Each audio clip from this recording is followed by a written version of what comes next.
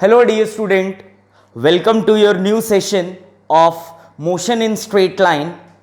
It's your ninth lecture. In last lecture we are discussing motion under gravity, or we can say motion along y-axis. Motion under gravity or motion along y-axis is nothing but example of one dimension motion. Instead of moving particle along x-axis, this motion is along y-axis. The very simple concept in motion under gravity is to understand how the only acceleration which is acting on particle is acceleration due to gravity. And acceleration due to gravity is always acts vertically downward. That's why in all the equations of motion under gravity, instead of acceleration, we'll use minus g. We'll discuss different two cases. In first case, we'll throw a ball in upward direction, or we can say we'll throw a particle in upward direction. In second case, we'll drop a ball from certain height. Drop means initial velocity is equals to 0, and throw means we have certain initial velocity. One more thing that you have to understand is the point from where motion starts is always considered to be initial point, and then according to that initial point we'll consider positive and negative according to the direction of motion. Remember this thing, my dear student. Here we are considering, instead of acceleration, acceleration due to gravity, as it always acts vertically downward. That's why we'll use minus g. Instead of a, we'll use minus g. Now our last case is if a body is thrown from certain height. Write down case 3. If a body is dropped, we'll discuss earlier. If a body is thrown from certain height. If a body is thrown from certain height, we are discussing in this case if a body is thrown from certain height. Now see, my dear student, let's suppose this is a building and the height of building is h. This is your y-axis, and as we all know, this is our x-axis. If a body is thrown from certain height, that is, a man is standing here and throwing the ball. So this point is considered to be initial point, and we know that for initial point the coordinates must be 0, 0, because initial point, we are considering initial point to be origin. That's why this point having coordinate 0, 0. Now I am throwing the ball. So if I am throwing the ball, it means we are giving some velocity, we are putting some velocity. So I'll write here, if a particle is thrown, then it implies we are giving some velocity to the particle. We are giving some velocity to the particle. Now see, my dear student, the only acceleration which is acting on particle is acceleration due to gravity, and it always acts vertically downward. That's why I'll use minus sign, because see, this point is origin, and we know that below origin all values are negative and above origin all value are positive. So we are throwing now, that's why I'll put some initial velocity. Let's suppose minus v naught. Here minus v naught shows that the direction of velocity is towards negative x-axis. The direction of velocity is towards negative x-axis. So I'll write here negative velocity, negative initial velocity shows the direction of velocity, is towards negative y-axis, So I hope you all understand, my dear student. The vertical distance again is minus h, as we know that this is below origin. So y instead of y, we'll write minus h. Instead of a, I'll write minus g. Instead of initial velocity, I'll write minus v naught. And this point is considered to be 0 comma minus h. Why minus h, my dear student? Because this point is considered to be origin, and below origin the vertical distance is h, and this distance is along y-axis. So on y, we all know that x is equals to 0. So x is 0 and y is minus h. Simple. For final point, coordinates are 0 comma minus h.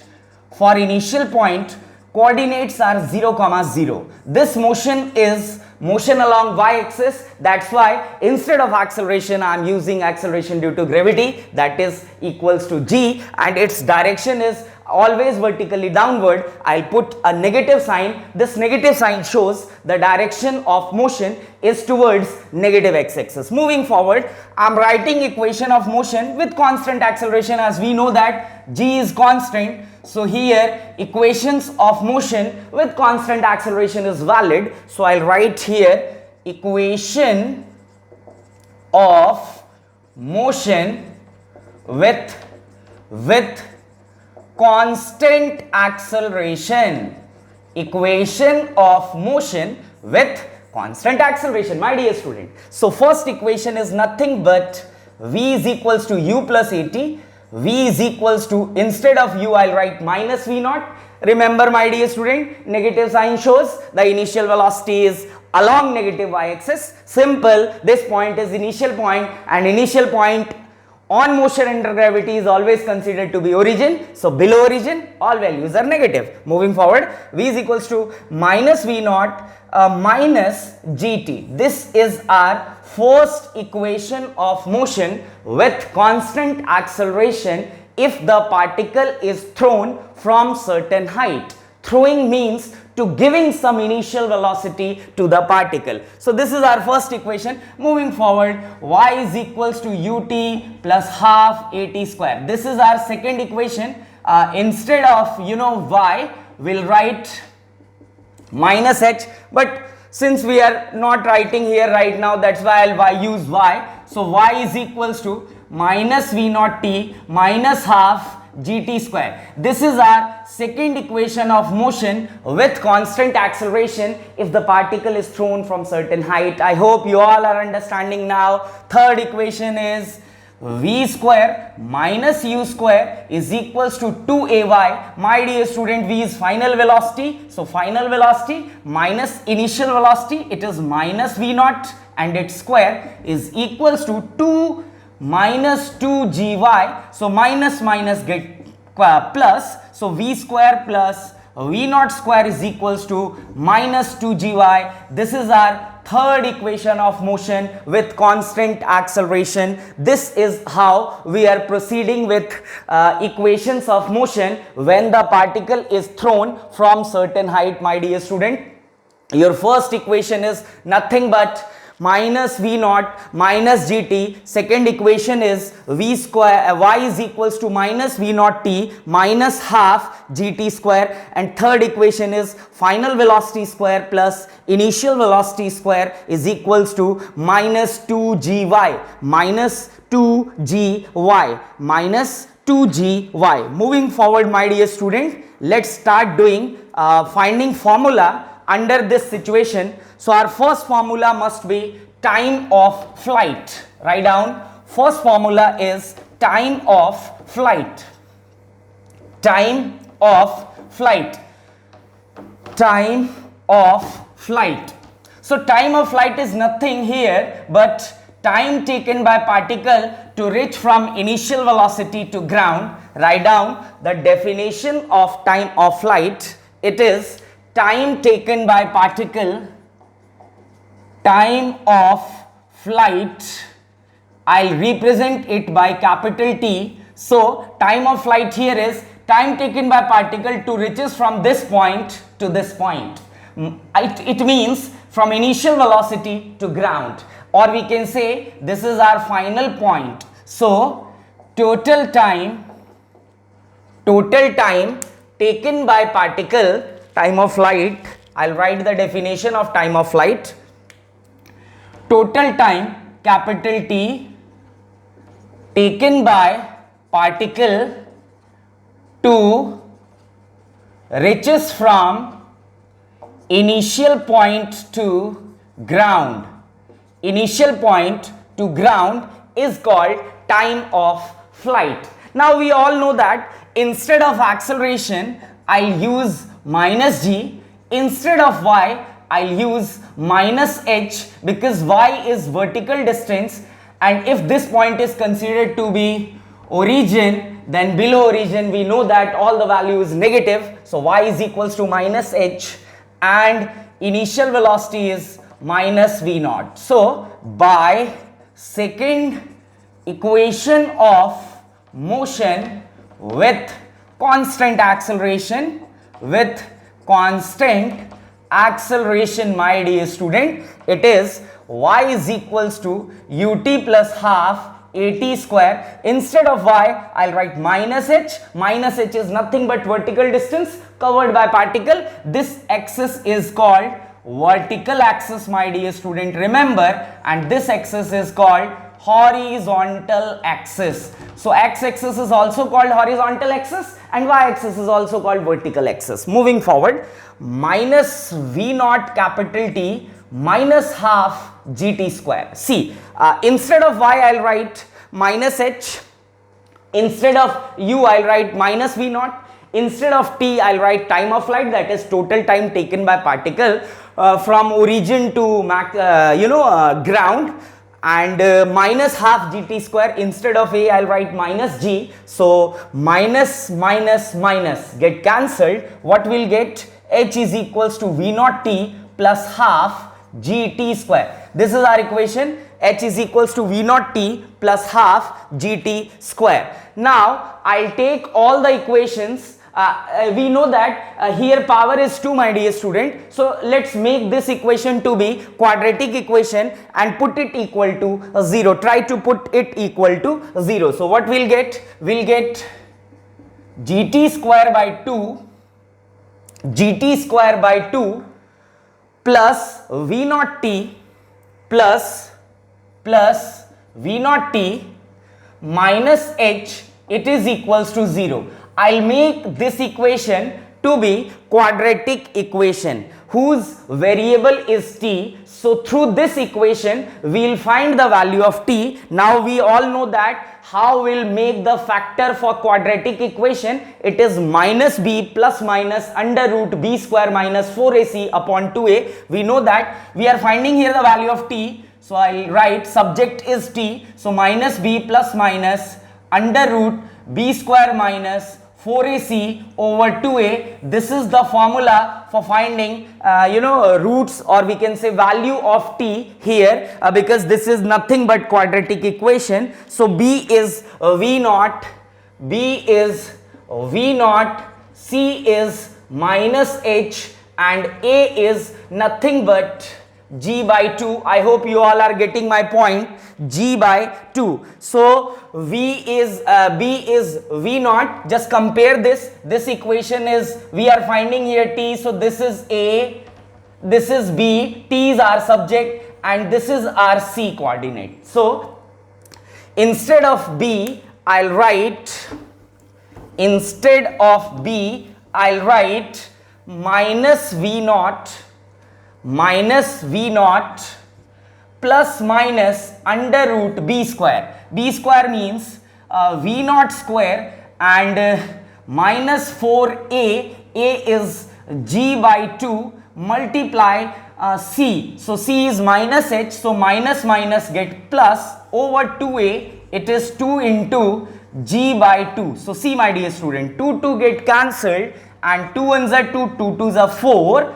Simply I'll make this equation I'll make this equation to be quadratic equation, because we know that any equation carry power 2, that equation will be nothing but quadratic equation, my dear student. So I hope you all are understanding this point. Moving forward, what we'll get now after cancelling some terms, it is v minus v naught plus minus under root v naught square plus 2gh divided by g. So the equation is now minus V naught plus minus under root V naught square plus 2gh by g. So now I'll split this term. What we'll get, my dear student? We'll get minus V naught by g plus minus under root V naught square by 2gh divided by g. Nothing will be happened here. We'll take, my dear student, a negative.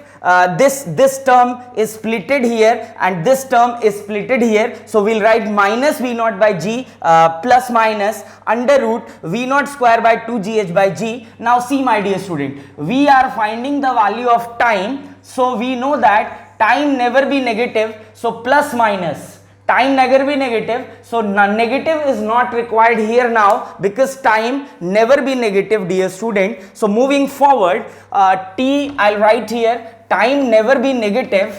I'll write here, time never be negative. So remove negative sign from the equation. I'll write time never be negative.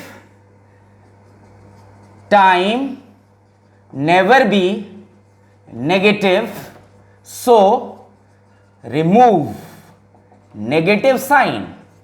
So what we'll get now, t is equals to minus V naught by g. We are not removing this minus.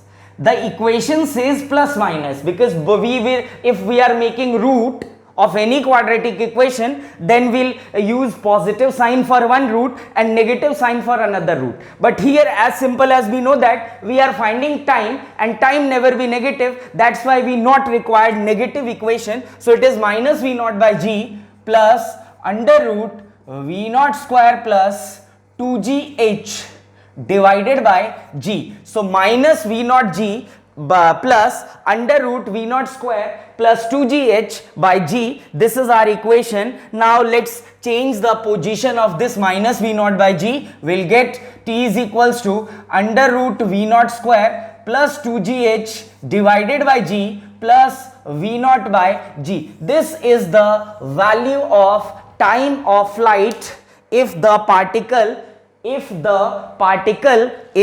thrown.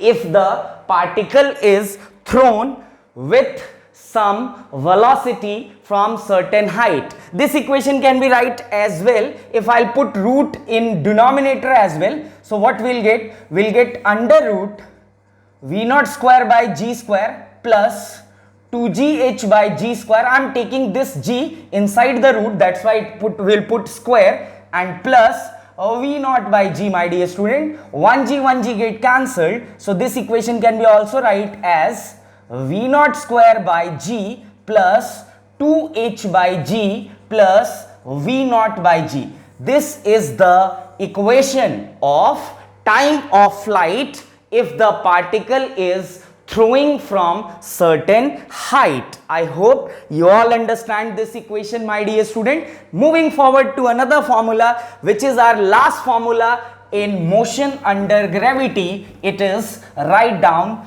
velocity acquired. Write down velocity acquired by particle. Velocity acquired by particle just before reaching the ground.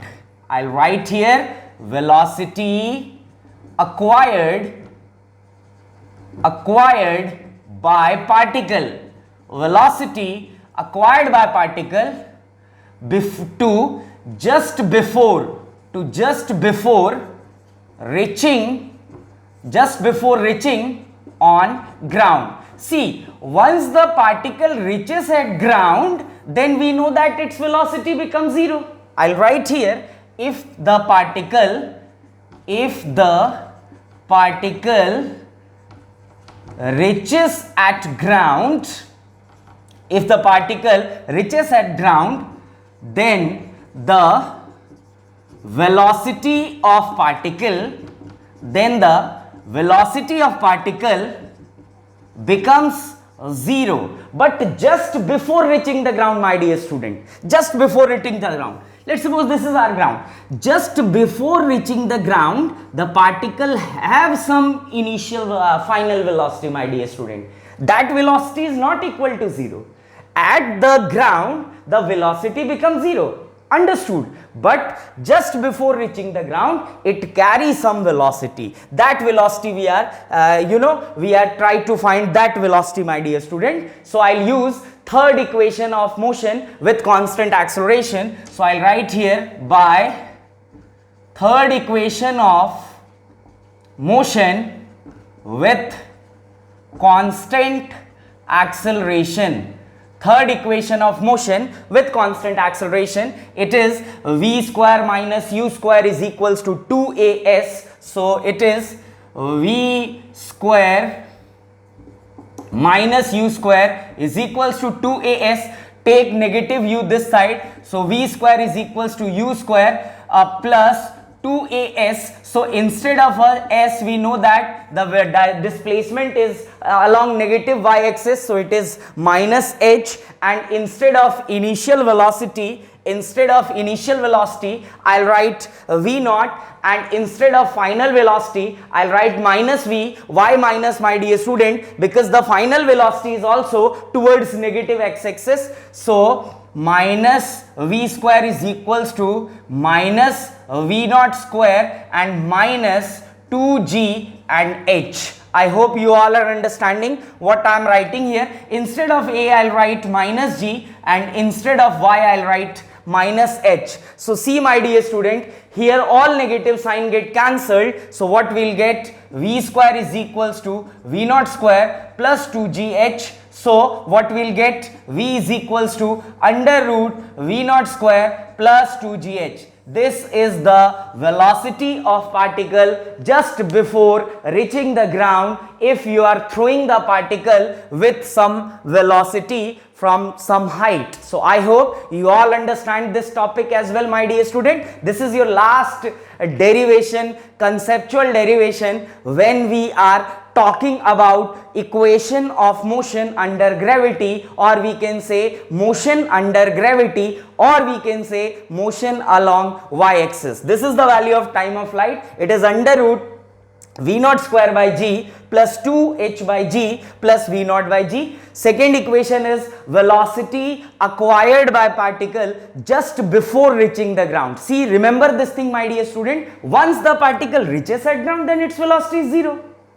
But before reaching the ground, its velocity, it has some velocity, and that velocity is nothing but under root v naught square by 2gh. So I hope you all understand all the equations of motion under gravity, all the formulas under gravity. Make a table of formula, my dear student, because we are covering lots of formula in this chapter, which is motion in straight line. And as we all know that it's 9th lecture, approx 20 to 25 formulas are derived by me before this lecture. So try to make a notebook in which you'll write each and every formula, and when you are doing your numerical, just go through all these formula so that you'll feel pretty comfortable in numerical portion. So moving forward, my dear student, let's solve a question. I'm dictating the question. Write down on your notebook and pause the video and try to solve it by your own. So write down the acceleration of a particle in meter per second square. The acceleration of a particle in meter per second square.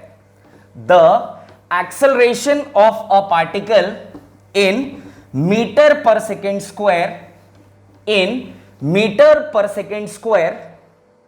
is given by A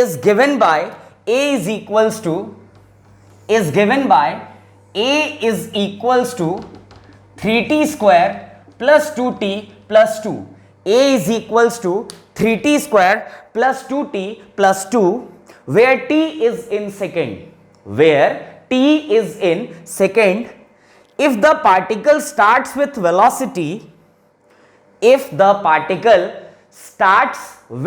velocity, v is equals to, see, starting velocity, it means initial velocity is 2 meter per second at t is equals to 2 second, at t is equals to, 0 second, at t is equals to 0 second, then find the velocity,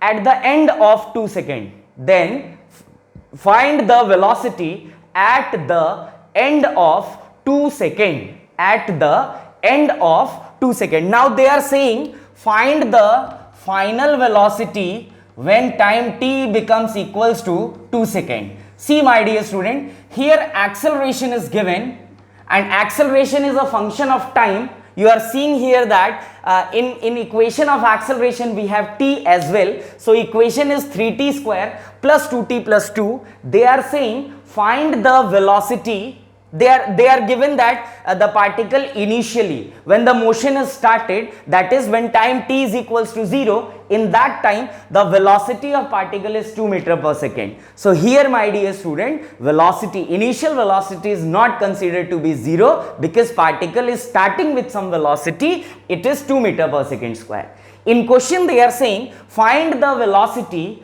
after t is equals to 2 seconds. So you have to find the final velocity of particle which is after t is equals to 2 seconds. Now see my dear student, as we know that acceleration is given. So one step back because we are finding velocity. See, I'll already discuss about this thing that moving order, displacement to velocity, differentiation, velocity is to acceleration, differentiation. But if acceleration is given and you have to find velocity, then this is reverse direction. This is forward direction, displacement to velocity, velocity to acceleration. This is your forward direction. So if you are finding forward values, you have to differentiate. But if acceleration is given and velocity is finding, this is reverse value.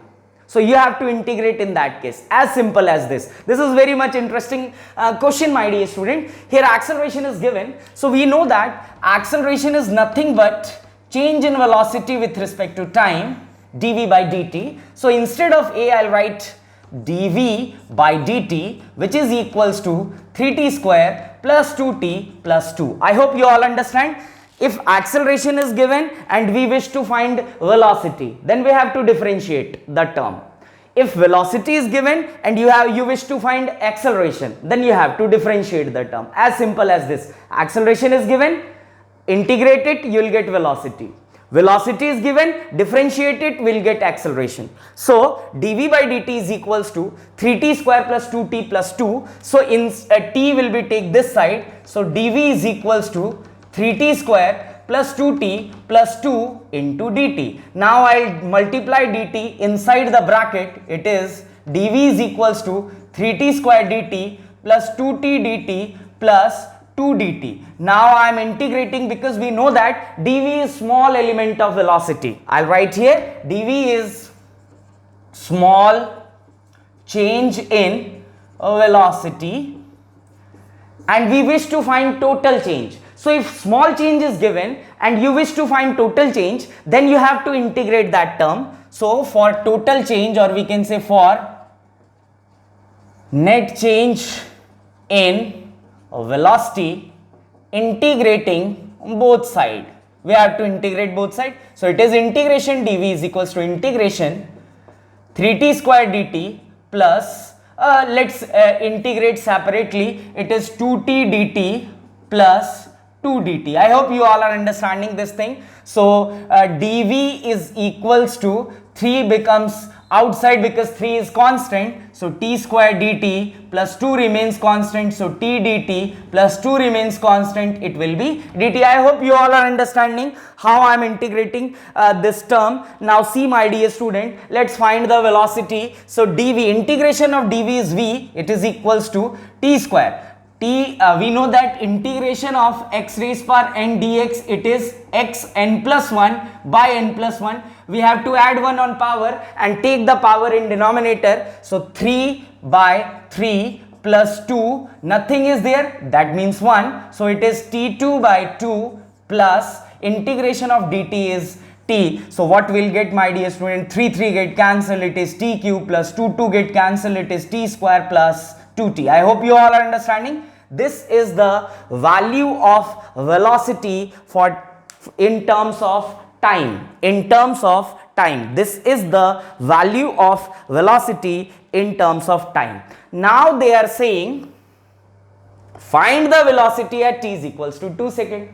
So simple, this velocity comes in terms of time. Put the value of time. So what we'll get, my dear student, we'll get v is equals to, instead of t I'll write 2, so it is 2 cube plus 2 square plus 2 into 2. So v is equals to 2 to the 4 2 is 8, 4 plus 4. So 8, 4, 4, 8 and 8 plus 8, it is 16 meter per second. This is the value of velocity. This is the value of velocity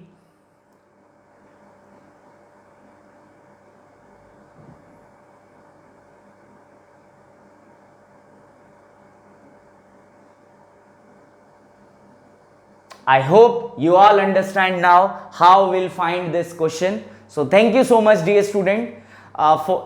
This lecture will be ended here. From next lecture onwards, we are analyze the equations of motion graphs, and we are doing some questions, more questions which comes already in JEE and or NEET exam. So till then, take care, my dear student. Stay safe, stay in your home and practice more and more questions so that you'll effinite in your subject called physics.